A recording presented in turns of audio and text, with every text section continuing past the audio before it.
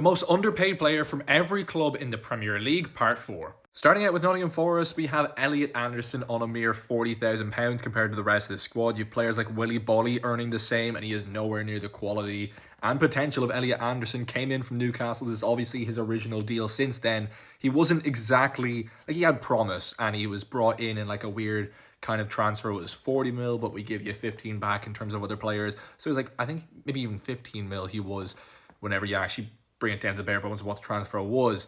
But, England caps, the quality this guy has, one of the best eights in the league, in my opinion.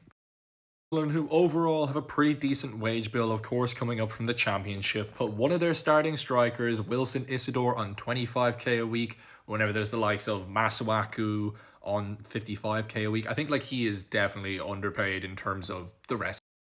Spurs have a pretty respectable wage bill considering the size of the club, but whenever it comes to Matthias Tell, 55k a week, I know he isn't exactly this superstar yet, but coming from Bayern Munich, where it was a loan with no option to buy, and I think it's kind of like they convinced him to come, and it's only 55k a week.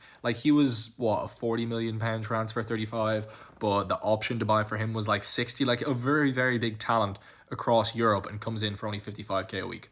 Whenever the signing of Malik Diouf was made, 35k a week for the 19, maybe 20-year-old probably seemed alright, but now given his start to life at West Ham and the creativity that he has that West Ham lacks, he is extremely important, and on 35k a week, whenever the likes of, Guido Rodriguez, dear God, is on 75k a week.